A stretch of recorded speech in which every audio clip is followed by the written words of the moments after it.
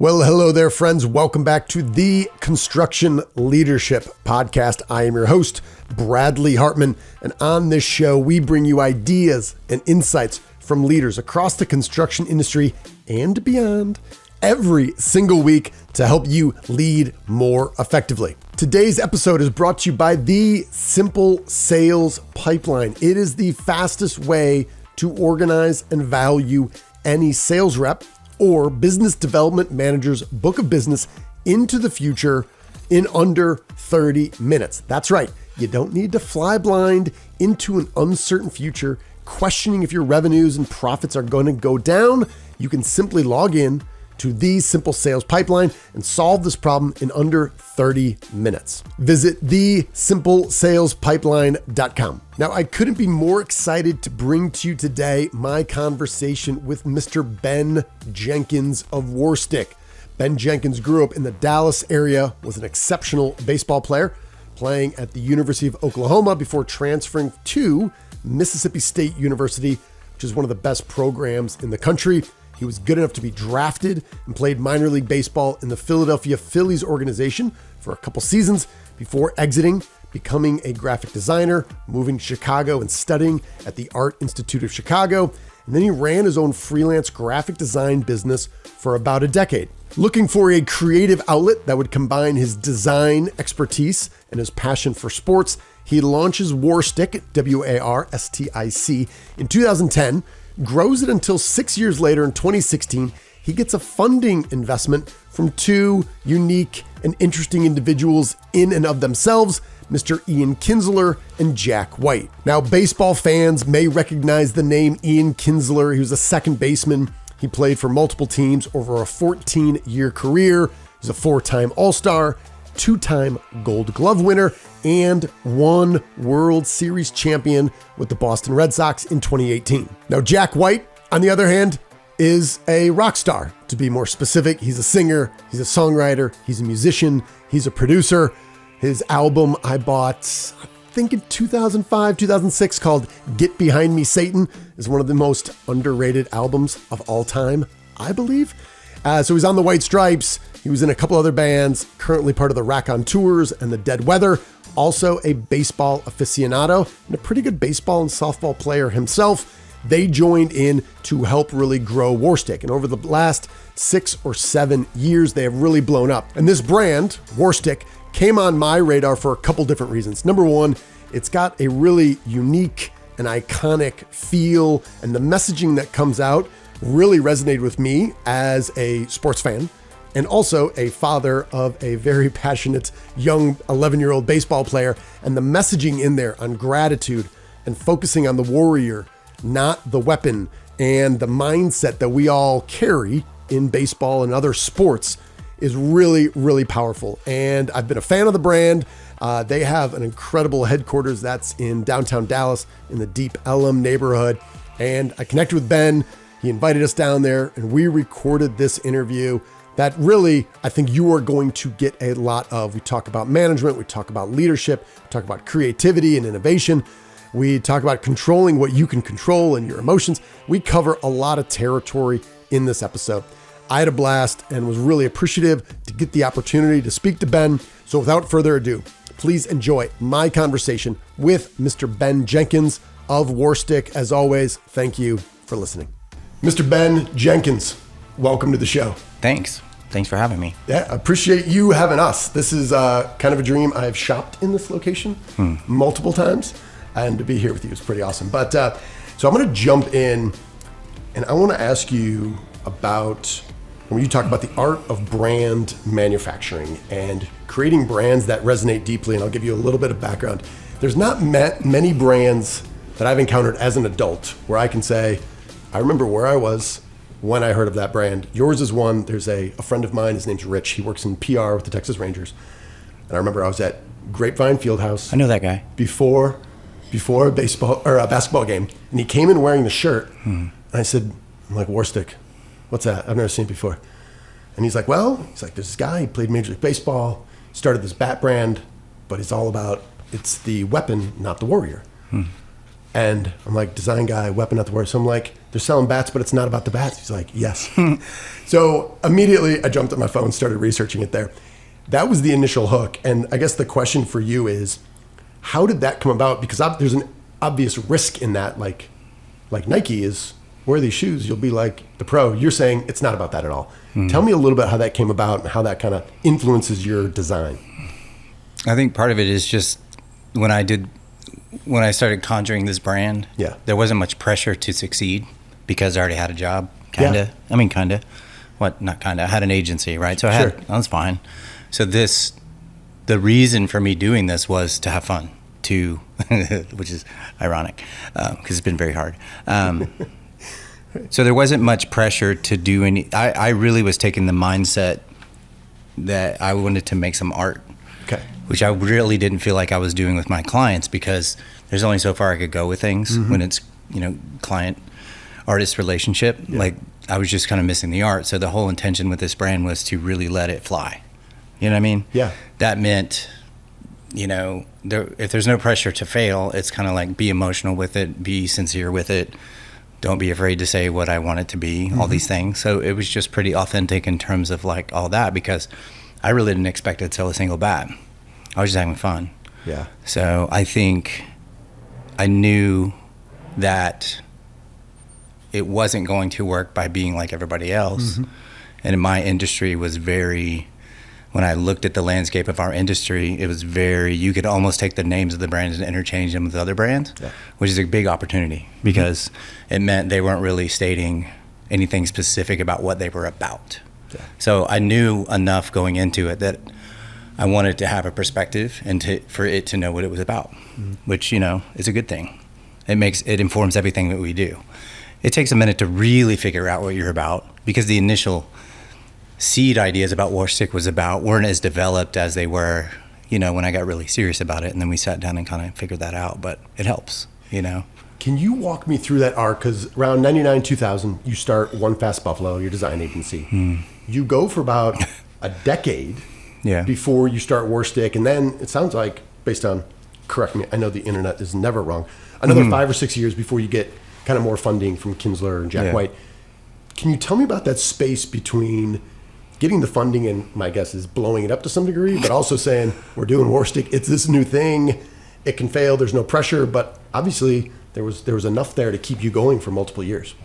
Like tell you about the space between getting the investment and figuring it out, or before? Before that, like when you said, hey, we're starting Warstic, but before, hey, we're taking outside money, which changes the game, obviously. Yeah, I mean, the agency was going really good. I just was feeling a little personal burnout in terms of my creative output.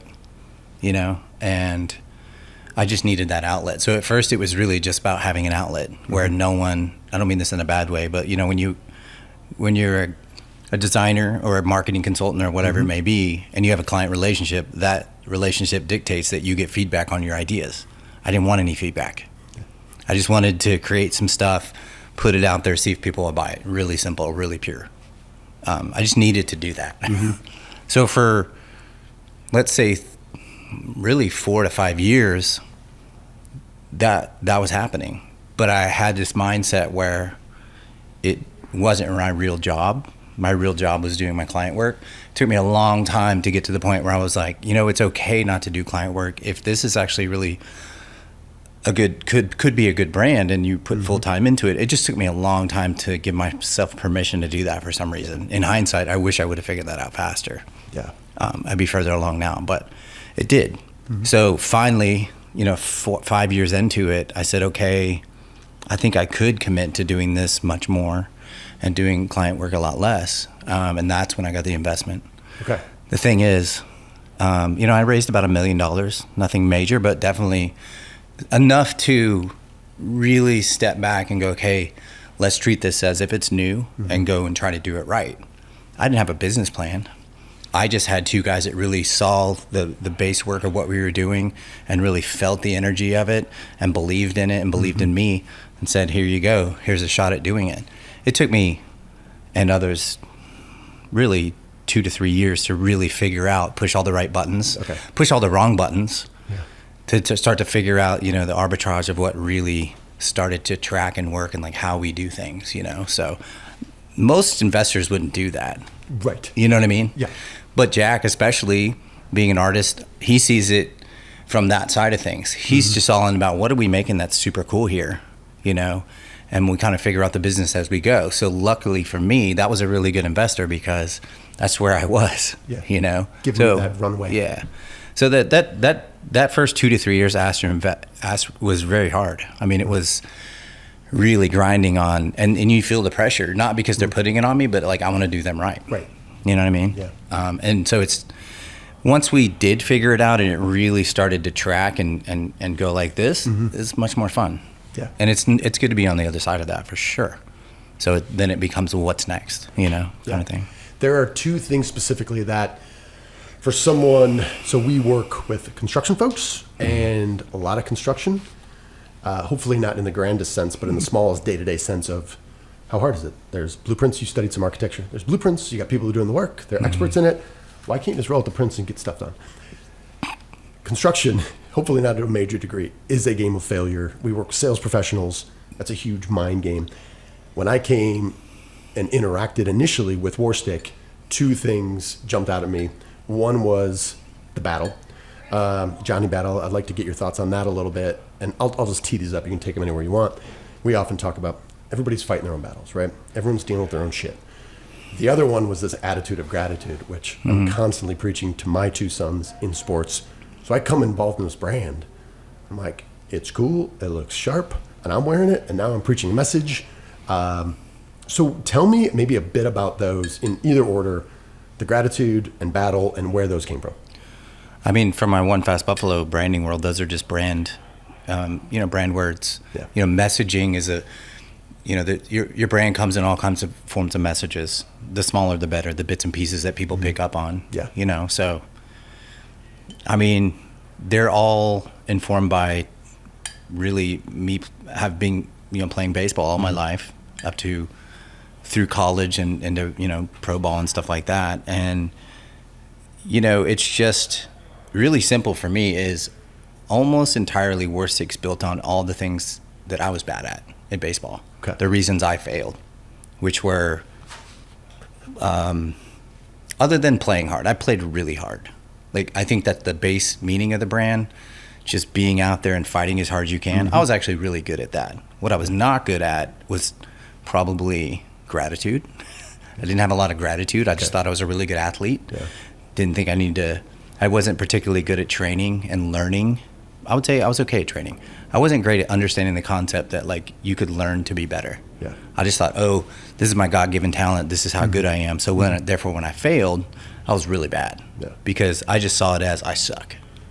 Right. So versus my kids have had the benefit of growing up because I enforced it, like a growth mindset of like, hey, you got some God-given talent, but you can actually work on these things and improve. And it's a constant process, things I just didn't understand when I was a kid, that really caused me to hit a wall in baseball at a certain point. So Warstic comes from real experience of failure for me and wanting to take that and flip it and help kids not go through that. Yeah. Not that I'm trying to get them to be Major League Baseball players. I want them to be more interesting than that. Not that that's not cool, but it's just, the odds of it are really bad. So it's like, how can you enjoy the journey of baseball and learn from it and grow as a human, and stuff like that. So gratitude is a huge one. Like meeting Major League players today, there's usually fall into two buckets. I mean, there's the guys that have a ton of gratitude for what they're getting to do. And there's the guys that think they're God's gift to baseball, who think they're the gift to baseball.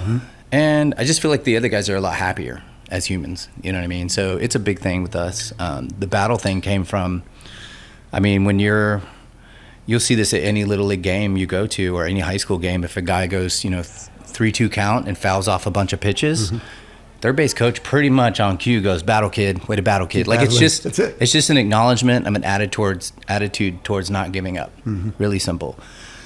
It's a simple term, but it's turned into a very human term that people have to struggle with in all facets of life on a daily basis, and a lot of not fun things. Like we get a lot of, hey, we need 25 battle shirts. Like, oh, that's a strange request. Why? Oh, because mom's sick, she's got cancer, and we want to support her.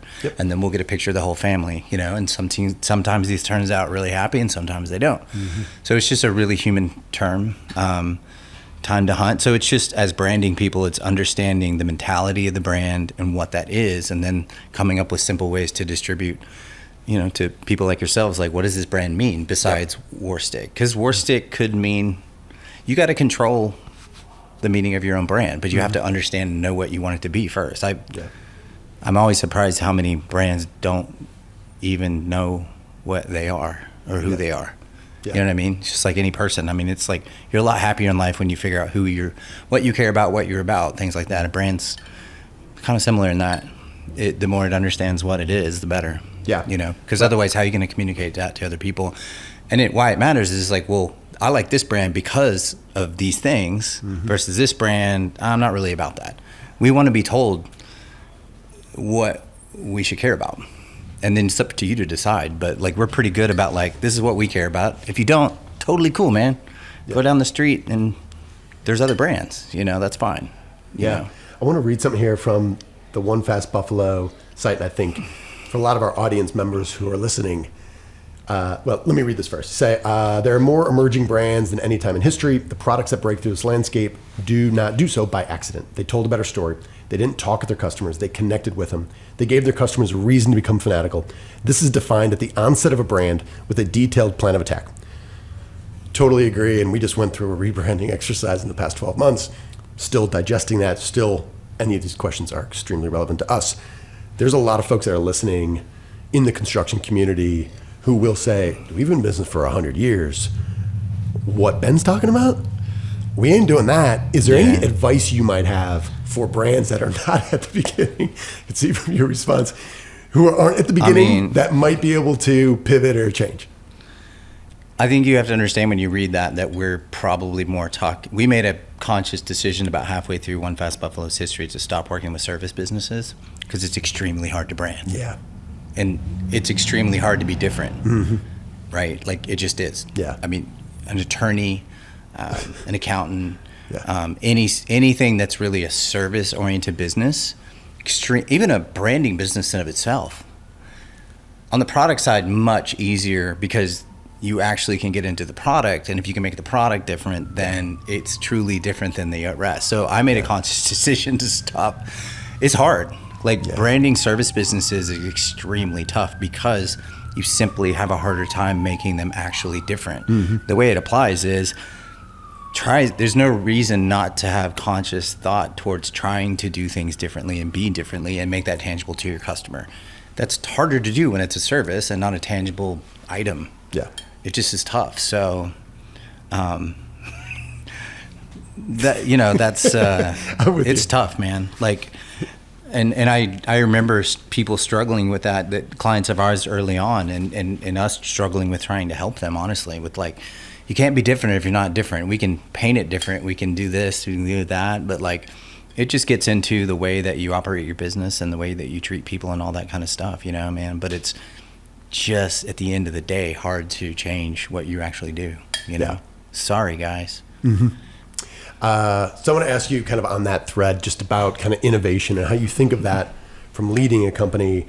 I have an Otani rant that oftentimes we'll bring in I see the world through kind of a sporting lens, and we'll bring that to business. And my rant on Otani that we don't have to go into, but it'd be interesting to get your thought, is that when we see something that's like a black swan, it's never been around before. If I would describe Otani 10 years ago, people say it's impossible, right? Then this thing shows up. Yes, he got the MVP last year. Then this year, he hits 35 dingers. He gets 15 wins. He just does things nobody thought possible, and he gets 2 votes for MVP. And it's like, well, now that he's here, we're kind of explaining away.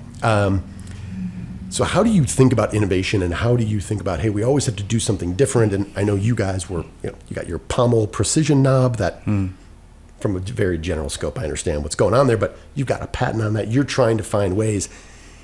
Is there a sustainable way internally at Warstic that you can lead where we're always innovating in a larger group of people beyond folks like you and Christine who are at the top of the organization?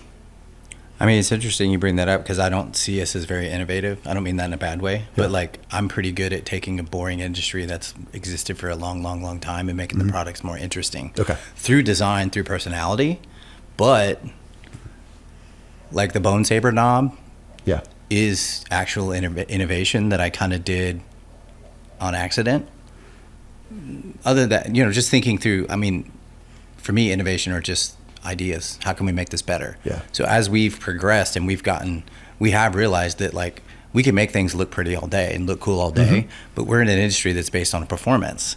So although the looks cool and sounds cool might get us people in the door a little bit more quickly, the better the things worked, the longer they stay. So Sure. I started getting a taste for, hey, we've already got this part down. We can make stuff look cool. The only thing we can do to improve is actually improve the performance of the products, So the Bone Saber knob came through a process of starting to appreciate and have gratitude for that, hey, that's something, I'm not an inventor type person. Like, I'm not going to reinvent the wheel. This is just an improving of a product that hasn't changed in like 40 something years. Metal bats came out in like the mid 70s or something. Okay. And really like the knob hasn't changed in 40 years. Yeah. And I'm sitting there looking at some of the wood bats that we do with our pros, where we do lots of innovation on the knob shape, and it's all about comfort and how it rests on your hands. And I'm like, why couldn't we do something more elegant in a metal bat? And I think the important thing is, it's that why not? Why couldn't we do this? And so I went to, into our kind of supply chain, and I said, why could we do this? And they said, yeah, it would be tremendously expensive to do it.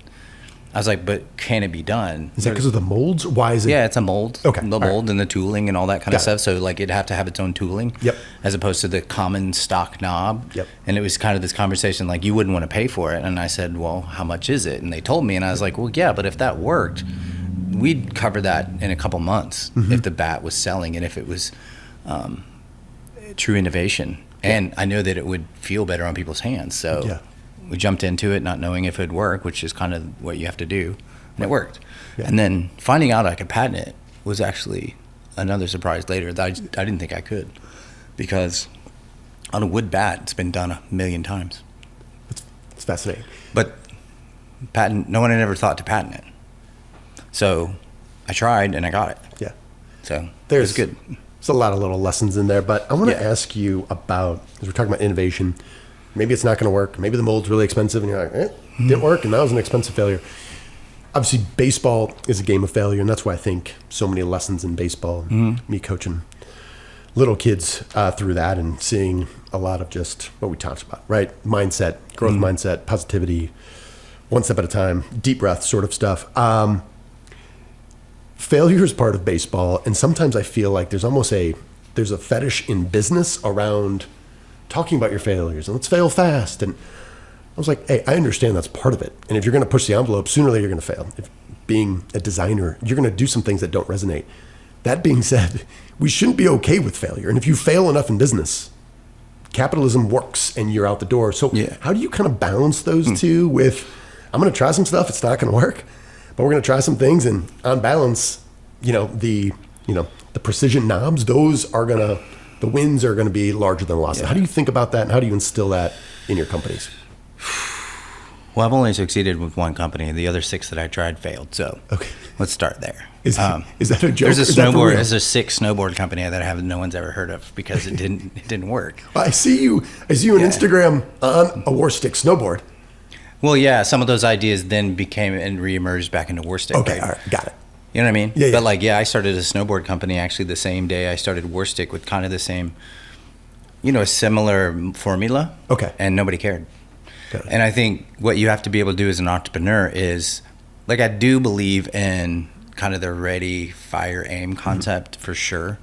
Because most people, almost any business idea that you have, majority of people will probably tell you, that's stupid, don't do it, you're going to waste your time. You shouldn't listen to that. If you believe it can work, you should try it. But you almost should do it in a way that's just doing enough to prove if it's got some, I call it juice. You know what I mean? You can tell pretty quick when people give a crap about what you're doing or not. Really. Yeah. And I don't take that personally. I just feel like if I have the energy to try it and I'm into it, then do it. But there's a measured risk that I'm willing to take just to prove, and I've done that here at Warstic, for instance, with most people think of us as I wouldn't say of a baseball brand. They think of us as a baseball bat brand, even though we make products, I mean, from head to toe, you know? Well, over the last 3 years, I've produced Warstic fly fishing rods, skateboards, surfboards, snowboards, lacrosse sticks, hockey sticks, pickleball paddles. Pickleball. My dad was commenting on the pickleball paddle. Don't get him started. Blah, blah, blah. And it was all this kind of thing towards, I'm not marketing any of them. Like, purposely didn't market any of those. I just want to get it to the point where it exists so people can go, hey, look at that, and see if it has this natural juice to it. Okay. So, like, we've kind of done that and proven, like, hey, these can work, but we're going to have to do the hard work of marketing, which I hate. I hate marketing. Can I cuss on this show? Yes. I fucking hate marketing. What? But I didn't know. But like I really, really hate marketing because it is the grind of any business. Eventually, the work of business usually becomes marketing. And for me, I like to make the stuff. You know what I mean? Like I like the pure, like have an idea, design something, work with the engineers and the manufacturers to produce it, and then I'm like, sick. I can't wait to show this to my audience. That for me is what the whole process. I can do that all day. Yeah. Having to do marketing all the time and create awareness in these spaces that don't exist for us yet is going to be the hard work. So it's like, well, I proved that people like them who found them.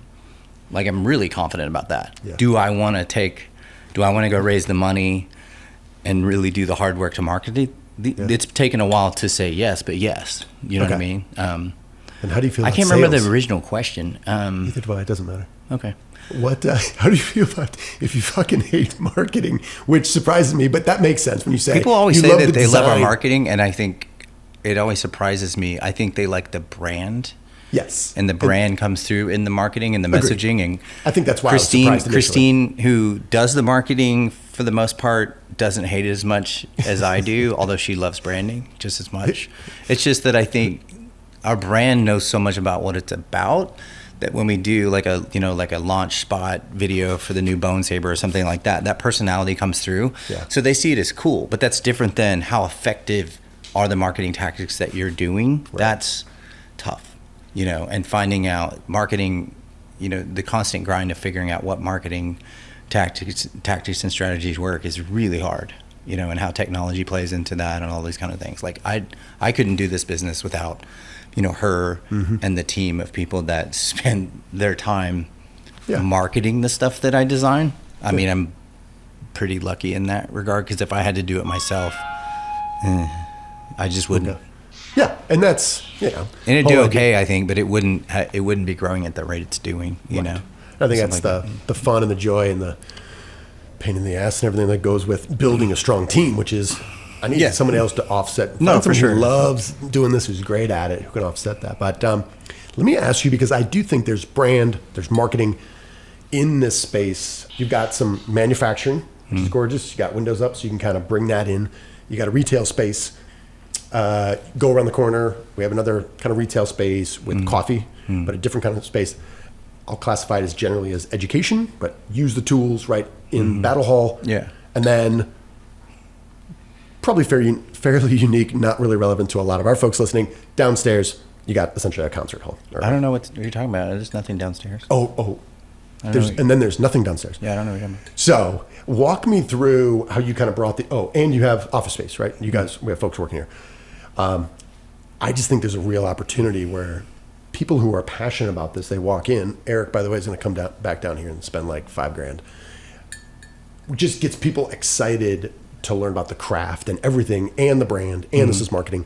Can you tell me a little about how this space got developed and what you chose to include and what to exclude?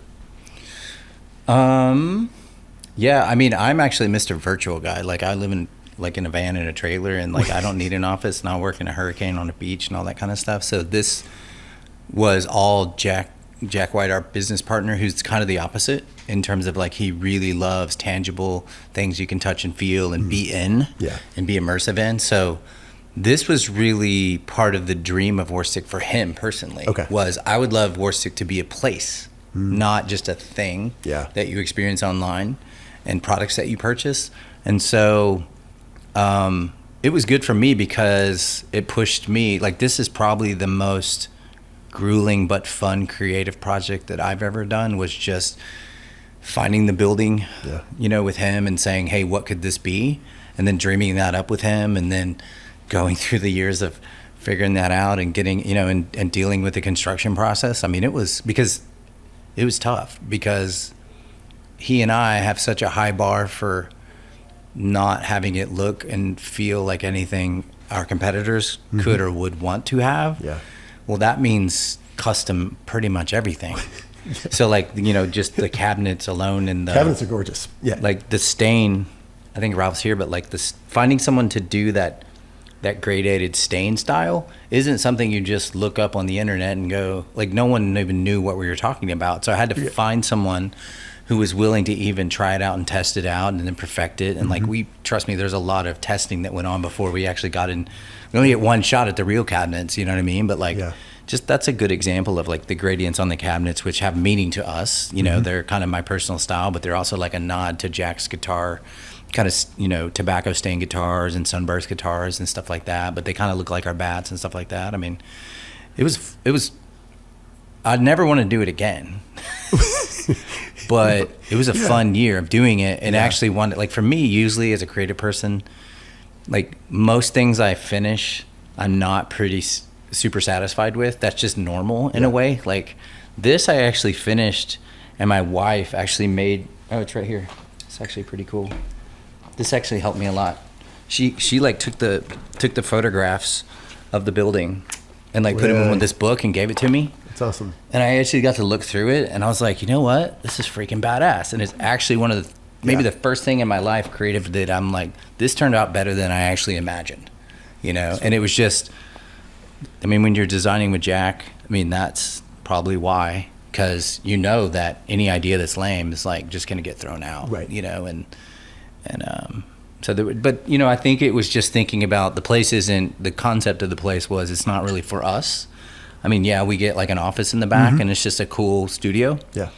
But the place is for the fans, right? So if you're in town and you're a Warstic fan, you got to come see this. So from the time you walk, the place kind of, in my mind, wasn't that hard to figure out the different pieces because we know the customer so well. Yeah. It's like we know why they're coming in, we know what they're interested in. So it's, we want to show them the product right when they walk in, so because they just feel like, dude, look at all this Warstic product. But then it's like where you're sitting is like the bat fitting area, helping them figure out which bat's for them and helping them design what it looks like. It's important.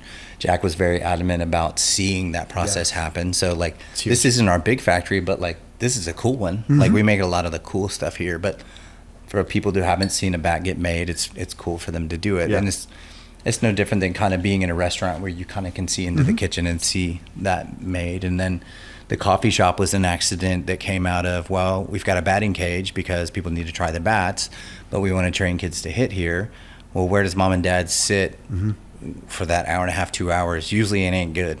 Like if you see most batting cages, it's like some plastic chair off in the corner in a bad, it's not good. So it was like, well, let's build this kind of loungy coffee. I love coffee shops. So that'd be a cool place to hang out. So you could have a drink or, whatever it may be, but be able to see them the whole time. So the way that the space is configured, where you can sit up at the bar and you can see your kid here while you're watching a game or a TV and having a coffee or whatever it may be. And then it just kind of went on like that, and then I think probably we were horrible to work with for the construction company because well, Jack and I don't really finish our ideas before you start construction. We finish them as you're doing it, which isn't the way to do it. You can change order your way to profitability. That was tough because like some things, that's more the true creative process. You don't really see things develop what they could be until they kind of get to a certain point. Right. I'm okay with that. Jack's okay with that. Construction crew, not so much. They were like, why didn't you figure that shit out beforehand? I'm like, I didn't. What do you want me to do? I got it now. It just, so to their credit, we had a lot of people on the construction crews that kind of started to understand that. And then they got into the fun of, hey, I'm getting to build something here that no one's seen before. Yeah. These are cool things. And so if you have appreciation for that, then it's okay. If you don't, it's not a good fit. But well, the first time we came in here, my wife got annoyed after 3 or 4 minutes, and your employee working behind, I'm sure was questioning what was happening. But as soon as I walked in, I'm like, we're in construction. I've never seen cabinets like this, and they go all the way down. And I'm like, look at my wife, I'm like, I gotta touch this stuff. Yeah. I was opening and closing the drawers, and I think they're like, I don't know what your deal is, but I think immediately for people who know, like, this is different and it's cool. But it's just about, I mean, everything's informed by something or inspired. Like, yeah, I went to some architecture school, and I used to love those file drawer cabinets with the big things. So it's kind of the look of that, but it's about displaying things and one thing at a time, but then having everything available in that size right at your fingertips kind of thing. So functionally, it's worked really well. You know, there's not much that I would change about this space. It's like the evil Darth Vader Apple store. I don't know what it is, but let's talk about kind of collaboration. What have you learned to either reinforce what you already knew about strong collaborations, and setting expectations, whether it's Jack White and Ian Kinsler, whether it's, I saw the stuff you're doing with Mossy Oak. There's always generally this path is well run, which is we get together, there's lots of excitement, and then you and I are communicating, and then we kind of go our separate way, and now we're down the path, and you and I are, what the hell are you talking about? This is not what we planned, and setting expectations. Again, what have you learned about creating and building on strong collaborations with other brands or other people? I'm feeling pretty lucky that I've gotten through them, honestly, because I'm just bullheaded creative guy. Like, I'm pretty much into what I'm super selfish. I'm into what I'm doing. I do this because I want to design shit. I'm just being honest. Like, I have learned, though, that it's like I have to tell myself every day that I can't do any of this stuff without other people. Right. And especially what I do have, and actually Jack taught me, when the first day I met Jack, he said, I have a ton of respect for your brain and what you're doing, and I won't step on your toes. And I laughed because I was like, you're Jack White, you should step on my toes. It's totally fine. But like, he really meant it. Like, he has this great respect for other artists' work. And so when I'm doing a collaboration with, like, you know, Billy Reed or Mossy Oak or something, like, I do have a lot of respect for what they've built. I just have to keep that in mind. Yeah. Because during the process, there's going to be something I don't like, because that's what I do. You know what I mean? Like, I just look at things and I'm like, I like this, but this is what I don't like. I focus on what I don't like to make them better, you know? So that's a tough, I have to watch my tone when I do that. I try not to do that by email. It's better to do that on the phone where you're doing this and things like that. And, you know, and really, like, the toughest collaboration I ever did, and we knew it going in, was me and Jack designing this place together. Okay. I mean, dude, you're talking about his creative level of genius, my kind of like insane love for this brand and what it is and what it's not, and those things kind of clashing, because I had the job of making sure that this didn't go too far off in a different direction and be like not Warstic. So that's tough. Like, and we had, you know, like, out of 118 ideas, you know, there were 2 or 3 that we clashed about that were tough conversations, because those ideas become personal to him, to me. So I just feel lucky that people will work with me in the first place, and, you know, and I've gotten through it. But I'm sure I've rubbed people wrong in the other. I'm probably not the best person to collaborate. I shouldn't give collaboration advice. Let's just put it that way. There's a phrase that I think about. But you shouldn't do any collaboration with something you don't respect. And then if you can just live in that respect kind of mindset, you probably be okay. Yeah. You know. There's this phrase I think of often, which is strong views loosely held. And I think there's a whole bunch of people who are really talented or otherwise who have really strong views, and they will hold on to them like grim death, regardless of what new information comes to light or what other people say. Yeah. And I think the hard part there is the strong views, easy. Loosely held, that I'm willing to abandon this if there's a better idea. Well, that's something. Yeah, I would say what I am good at, and this comes from my background and working with Christine at One Fest Buffalo, is like that we were good at, and are still good at branding, because we take a strategic approach to it. Like, we create the brands based on the information that we gain. It's not just coming from us.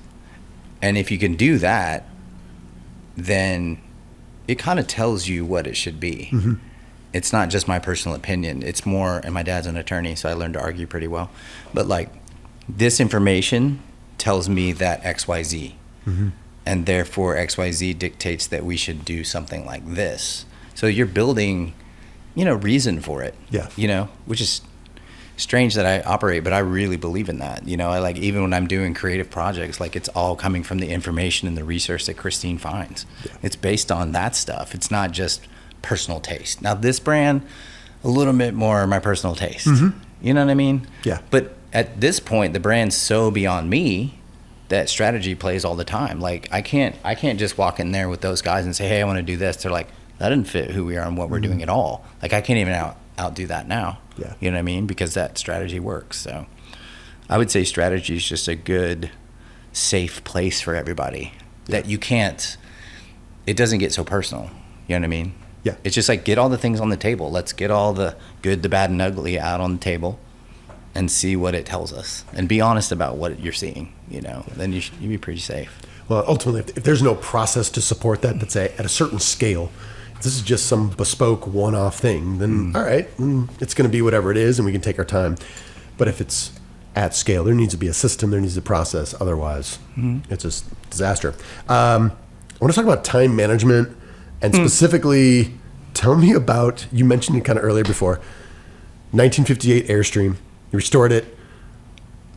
Tell me to what degree you are literally jumping in that thing and cruising. Because I saw you guys snowboarding. I see you fishing. Maybe those are close. How often are you on the road? And how do you kind of balance that time, obviously with your family? You got 3 boys. Walk me through how you think about that and how you execute that. Man, that's going back a long way. Like 10, 12 years ago when my kids were younger, we were probably 4 to 5 months on the road out of a year. All right. With some really long stretches in there, you know, especially in summer, because they were young enough that the truancy laws aren't that strict when they're younger. So I would just keep them out of school. Like if spring break was a week, I'd make it into 2, right? Sure. And the reality is their teachers actually were some of the most supportive of it, because my kid, maybe my 6-year-old, would come back with some incredible drawings of the Grand Canyon. Yeah. And the teacher's like, wow, like teachers get that. Yes. Principal doesn't get it. I was going to say administrators do not get that. So like I knew, I don't know, like my wife and I had a sense that it would be easier to force our kids to hang out with us when they're younger and do this. And I needed to get out and do it because I just was like feeling like I needed to see more things, you know? And so, man, time management, I think it's just a matter of, like, I believe in working really fast, not really long, like in not filling hours. Like it's not about filling hours. It's about understanding clearly what you're trying to work on and what your objectives are. Like I make, you know, the one thing I'm a pretty obsessive writer only to myself. I write to myself. I talk to myself a lot. I'll send emails to myself and I'm clarifying what I'm working on and why, to the point to where I'm clear about it. And then once I'm clear about it, I'm a list maker. I'm like, hey, this is how I do this. I need to do this. I need to do this. It's not cool and artsy, but it works. It's just lists. Like I live off of lists and I try to basically, you know, I've tried different things, but I basically try to work off one list. Like it's not a list this big. It's a pretty crazy, you know, thing, but it keeps me, like I need to convince myself that I care about what I'm working on, and so that I don't work on things that waste my time and other people's time. So, yeah, I mean, like as far as mobility and stuff, like we got rid of our office at One Fast Buffalo in 2008 and 9. Got rid of it and went virtual back then, which is funny now because everybody thinks it's cool. And I was like, I've been telling people for a long time. So I get more work done this way. I see my family a lot more time this way. I spend more time with my kids this way. I don't waste time in meetings this way. I mean, all the things that have come out now, Christine and I have been doing for a good decade, you know, but like, and now my kids are, you know, I've got one in college, I've got one in very busy high school, or I've got one in 9th grade. Like their sports lives, I mean, they're busy. I can't be on the road as much anymore, only because I have the dad guilt. Not because I don't have the flexibility, it's the dad guilt. Like I got to be there, you know, kind of thing. So it's more of that, but like we get out as often as we can, you know, and then it became not just about, you know, it used to be traveling to see things, which was really good for me and my kids. Eventually that morphed into discovering surfing and like learning it together, and then like I'm addicted to that. And then fly fishing and learning that.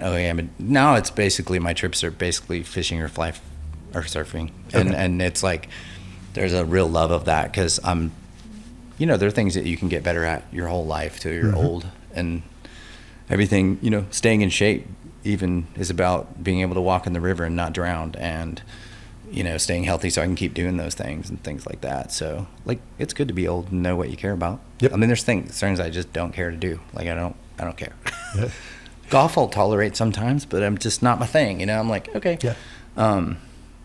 Things like that. But yeah, I don't have a problem with time management, but like I work a lot, but I love what I do for the most part. Yeah. Almost the entirety of what I do. And the bigger we get, the more help I get, the more I get to design. I'm actually ironically getting to design more products the bigger we get, because I'm having great teams work on the non-fun stuff, so that's pretty cool. Yeah. No, but they say I'm getting old, and at some point you lose that, so we'll see. I don't feel like that, but all right, I'm watching the time, and I again appreciate you. I have a lot of gratitude for you making time for this. Two kind of wrap up questions here, a little bit different. One is, if you had a bumper sticker that you could give out to any parents who have kids, say playing baseball 12 or under, and say, just hypothetically, I'm sure you don't know any of these people, if you've never heard of these people, but it's the warrior, it's not the weapon, it's the warrior. They think, actually, that's false. My child's 11, he needs 13 different bats, and we continue to buy them even though they're $300, $400, or $500 a piece. What would be a message that you, in theory, could put on a bumper sticker for this class of human being? The people that think it's the bat and not the warrior? Baseball is a very serious thing. My child Shirley is going to go to Mississippi State and play for the Phillies. Yeah. He is going to be amazing, and this is why we're making this huge investment and lots of gear all the time.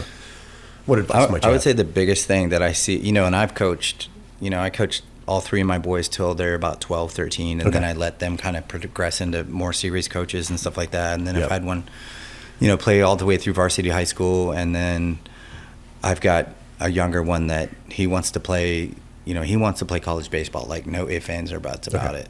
I've actually learned more from the middle one than anything, because at 10th grade, he decided he loved football so much, and that's what he wanted to spend his time getting better at, that he told me he needed to put baseball down. And a lot of people came to me like, man, are you okay with that? And I was like, I'm ecstatic about this, because, as a parent, it's all about, this is the hardest thing in baseball. Is it you that love baseball, or is it the kid? Because baseball is not a thing to push on if you don't love it. It's a very miserable thing to push on. Yes. Like it is, like you said, it is very, obviously it's a game of failure, but it is a skill. Like football, I'm like, this is great. Let's freaking go, man. Like I love football. I'm from Texas. I would love to keep playing football. Like it's just all like, you can try harder and do better. Yeah. In baseball, the harder you try, probably the worse you're going to do. Yeah. You can only train and learn, fail, learn from that, go. Like it's much tougher mentally and all these kind of things. So like I see a lot of people just base it on the physical nature of baseball, that, oh, well, you don't have to be the greatest athlete in the world to be in the major leagues. Okay, that's kind of true. I mean, it helps to be a great athlete, but the amount of training you have to put into it is insane. Yeah. And it progressively has to be more and more, and have to train smart. But like, if your kid doesn't love that, please don't push them into that. Instead, help them find what it is that they love. So I mean, I'm not encouraging people not to play baseball, but like if your kid loves to cross, and you can tell, like it's not hard to tell what your kid likes and doesn't. I'm sorry, it's just not. Yeah.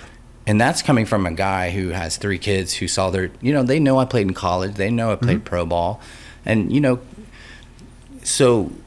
But they know I have a broader perspective on, like, I'm like, I think it's cool that you learned to surf. It's helped you with as much as anything, So it's just, I wish I could help baseball parents be a little less crazy about knowing what the line is between, hey, like my oldest son, he played baseball all the way through high school, all district, MVP, all this kind of stuff, got college offers, but turned him down and decided to go to college to become an industrial designer. And I'm thinking, well, his experience in life was actually seeing this. Yeah. And he's like, this is cool. I mean, he's like, baseball's cool, but I want to do this and I want to get to it. So like him to be mature enough to go, I'm going to set this down now and focus on what I know I love, I'm super proud about. Yeah. And I also know like the misery he's going to avoid that's coming, you know, in baseball. Baseball's a great teacher. And so that's really what parents really need to focus on, the fact that I love my kids doing something hard.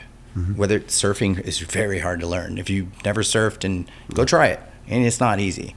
So like, I'm only proud as a dad that I made them do things that are hard, and baseball's one of those things. You know, the little one, he's different. He's like, I love baseball. I want to see how far I can take this. Yeah. But he definitely understands the concept of like that. Then he's just getting a little better every day, and like that's your job, not anybody else's. You know, that kind of thing. So. Okay. Last question. Going in the Wayback Machine. It's 1944. You are... I'm not that old. Either am I.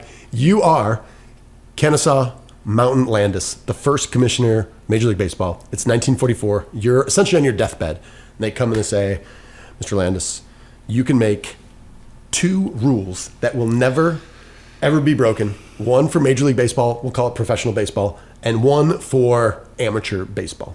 2 rules, maybe they're the same, maybe you're just going to do one. You can make any rule that can never be changed. What would they be?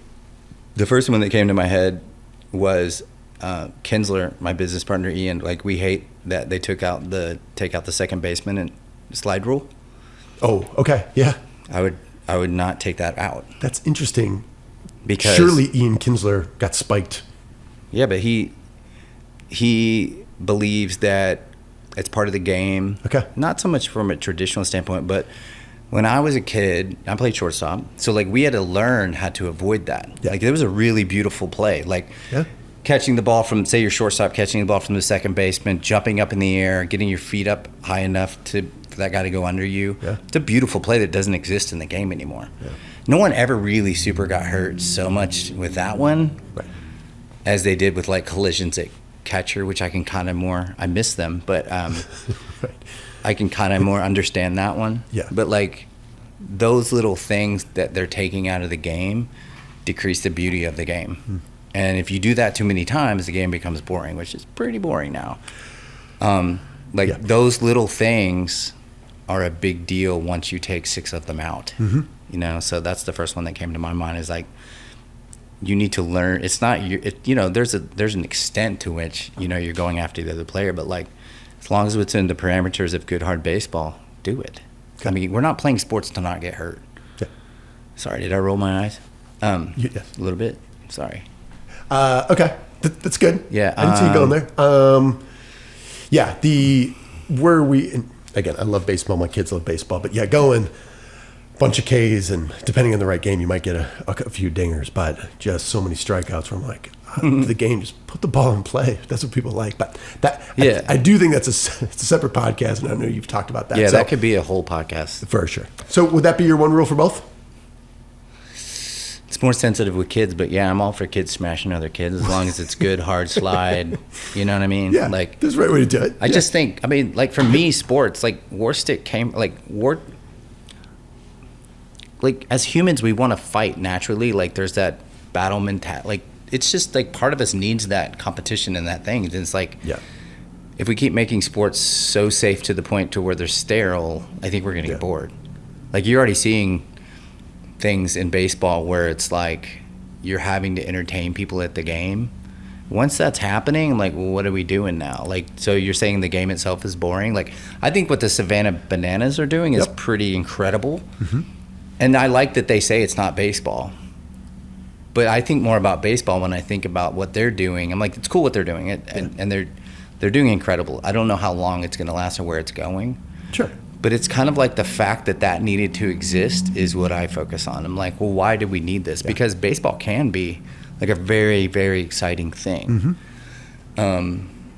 But you have to understand what makes it exciting in order to keep those things in the game. You know what I mean? We keep thinking, it's attention span. It's not that. No, it's not. It's like, I think one of the biggest short-sighted things that I've seen over the last 10 years is the idea that increasing the amount of home runs will increase the drama in the game. And the reality is like nothing in life is exciting when it's not rare. Right. Like, you know what I mean? Like Scarcity. When it happens all the time, it's just, then it's the game, you know, stuff like that. And I sound old, but like, I think it's some of that kind of stuff that it's just like, understand what creates drama and make your decisions based on that. You are entertaining fans. Well, what's entertaining? Yeah. So it's just like everything else. Go through the I'd love to sit down and go through the strategy with Ian with Major League Baseball, whoever it may be, about like, let's see what sells tickets. You know, what is it? What makes it entertaining? What makes it fun to watch? Right. I mean, we focus all of our attention on how short the game is. So you're basically telling me that the only way for me to enjoy this is to make it shorter? Well, it sounds like painful to be there if that's the case, you know? Like, I like 4-hour movies, so as long as they're entertaining. Whatever. I'm like, my wife just watched, I don't know, 9 hours of whatever, we Meghan binge and Harry. Like, how'd that happen? I know, we binge like 18 hours of a show now. I lied. I have one minor last question. One of my idols growing up from playing baseball, I remember sitting down with my dad, and I looked for it. I can't find it. I saved way too many years. My wife's pissed about it. 15, 20 years worth of Sports Illustrated that came in. I started reading when I was real little. I'd read with my dad. The one that I had was with Will Clark. I know you interviewed him for the podcast. Maybe what was one kind of leadership thing, or what's the most memorable thing that you took away from that time? The most memorable part was the part before doing it where I wondered, why the hell did I do this? Because you mentioned that in the intro. You're like, I don't even know if I want to do this. No, I mean, I regret it. I saw him, it was 6 a.m. at spring training, and that's the only time he could do it. And he's walking down the hallway, and he sits down, and he spits, and he's like, what are we doing? And I was just like, oh God, what did I get myself into? But like, it took about 10 minutes, you know, how podcasts do, but like within 10 minutes, he warmed up. He kind of realized that I wasn't just asking about his career and how great he was.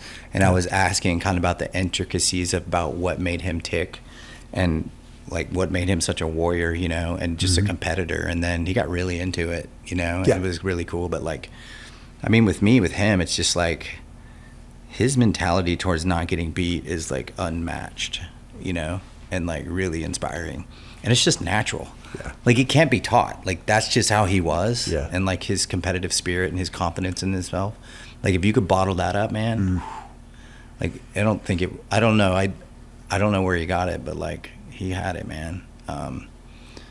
Just unreal. You know, some of the things, if you just go on YouTube and just look up Will Clark versus Roger Clemens, Will Clark versus Mitch Williams. See, I was a Cubs fan. That was awesome. A transformational. Like, I can't watch that without getting chills, you know? It's just like, you're not going to beat me. I mean, it's like, it's pretty sick, man. Like, that's what Warstic is about without saying it. You know what I mean? Like, you just could feel that. That's why I like baseball. Like, those moments are why I like baseball, pure and simple. Yeah. So it's like, well, let's, you know, to make the game more interesting, it's like, it's those moments. In that epic battle with he didn't hit a homer. He hit a line drive up the middle. Shot up the middle, yeah. I'm glad that's all he needed. Right. And that's kill shot, right? That's why my podcast is called Kill Shot. It's like, what matters, like that. That's it, you know. But like, I ain't doing it again. No, I'm not interviewing him again. I did it once. Why don't we end on that? Let people know. Give a quick plug to the Kill Shot podcast. And then also, I don't know if you have an ask of the audience, or where can people learn more about Warstic, One Fast Buffalo, anything as we wrap up here? Pretty simple, like Kill Shot podcast. I think you Google it, and it's on Apple and all those things. Yep. I only do the Kill Shot opportunistically when I feel like there's someone to interview that comes up. So I don't try to do it like once a month. I just, however many come out. And I do think I'm going to do more of them this year, though. And then onefastbuffalo.com and warstic.com, warstic.com. All right. Yeah, man. And One Fast Buffalo is still alive. It's more the side gig now. Okay. But like, we probably do 2 to 3 jobs a year. It's just that now we can be pretty dang picky about. That looks like a fun way to not spend time with Warstic and worthwhile. Yeah. Like, hey, that'd be cool to create. Let's do that. So 2 to 3 jobs a year. Yeah. Full circle now. The thing that will start as a side gig to get out of definitely the side gig. Reversed. But we're probably, ironically, probably better at it than ever, because it's just, you know, the experience of doing your own brand. I have a lot more sympathy for what clients go through now, ironically, and how hard what they do is, you know. Right. So it's awesome. Yeah. Ben Jenkins, Thank you. Yeah, thank you. All right then, friends, how did that go? Hopefully you enjoyed my conversation with Mr. Ben Jenkins of Warstic nearly as much I enjoyed interviewing him and being part of his really unique space. If you ever are in Dallas, make a point, check it out, go down to the Warstic headquarters, buy some gear. I have one of the only pennants in my office that is not one that I designed is the one on gratitude, which is having an attitude of gratitude, which is always a good reminder for me and my kids and everybody else. So this episode was brought to you by the Simple Sales Pipeline. If you have a sales rep or a business development manager and you cannot state an individual number that represents their future sales, you can solve that in 30 minutes or less very easily. Organize and value your current accounts and your prospects with a little bit of probability mixed in for the uncertainty that's in the market. You can do that at thesimpleSalesPipeline.com.